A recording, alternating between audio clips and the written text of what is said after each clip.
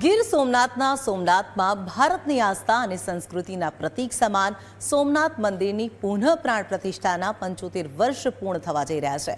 આ પ્રસંગે પીએમ નરેન્દ્ર મોદી સોમનાથના મહેમાન બનવાના છે, ત્યારે તૈયારીઓને આખરી ઓપ આપવામાં આવી રહ્યો છે। જોઈએ ખાસ અહેવાલ।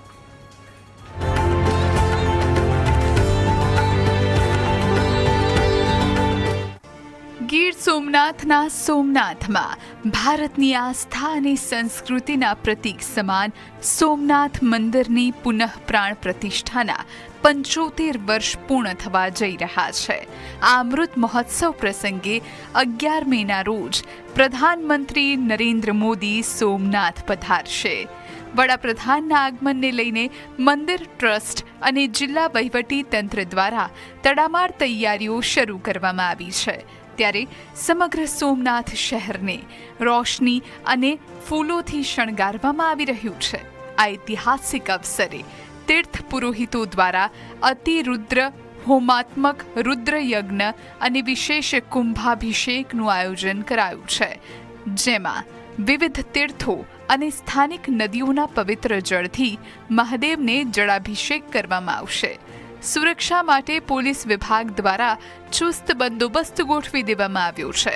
પ્રાણ પ્રતિષ્ઠાના 75 વર્ષના આ ઐતિહાસિક મહોત્સવને લઈ ભક્તોમાં ભારે ઉત્સાહ જોવા મળી રહ્યો છે।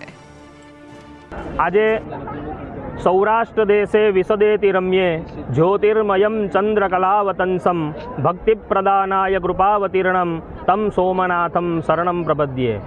સોમનાથ તીર્થ પુરોહિત સોમપ્રા બ્રાહ્મણ સમાજને તો આનો ઉમંગ અને ઉત્સાહ છે, પરંતુ સમગ્ર પંથક એટલે સમગ્ર સૌરાષ્ટ્રની અંદર જ્યારે આપણા વૈશ્વિક નેતા સોમનાથજી સતત ચોથી વખત 4 મહિનામાં બીજી વખત પધારેલા છે, એ બાબતનો અમને આનંદ અને ઉત્સાહ છે।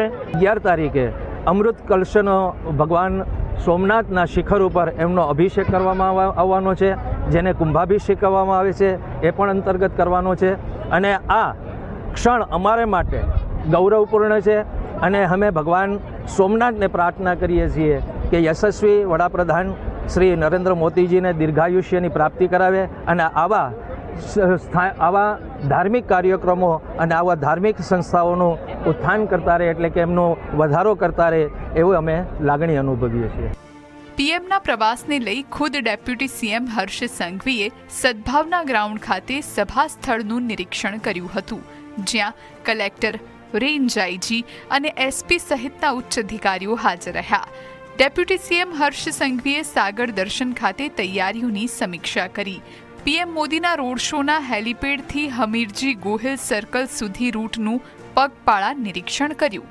પાર્કિંગ, ટ્રાફિક અને સુરક્ષા વ્યવસ્થા અંગે સૂચના અપાઈ। મંત્રી જીતુ વાઘાણી અને અર્જુન મોઢવાડિયા સહિતના લોકો પણ સમીક્ષા બેઠકમાં હાજર રહ્યા।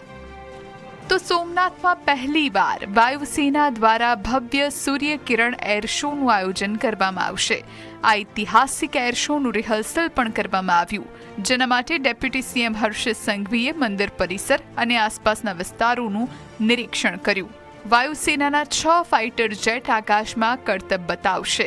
11 મેના રોજ સવારે 11 વાગે ડાયમંડ અને ક્લોઝ ફોર્મેશન સાથે આકાશમાં તિરંગો રચવામાં આવશે, ત્યારે જામનગર એરબેઝથી ઓપરેટ થનારા આ ફાઇટર જેટ 800 થી 900 કિલોમીટરની ઝડપે ઉડાન ભરીને ટ્રાય કલર સ્મોક ટ્રેલ અને લૂપ્સ એન્ડ રોલ્સનું નિદર્શન કરશે।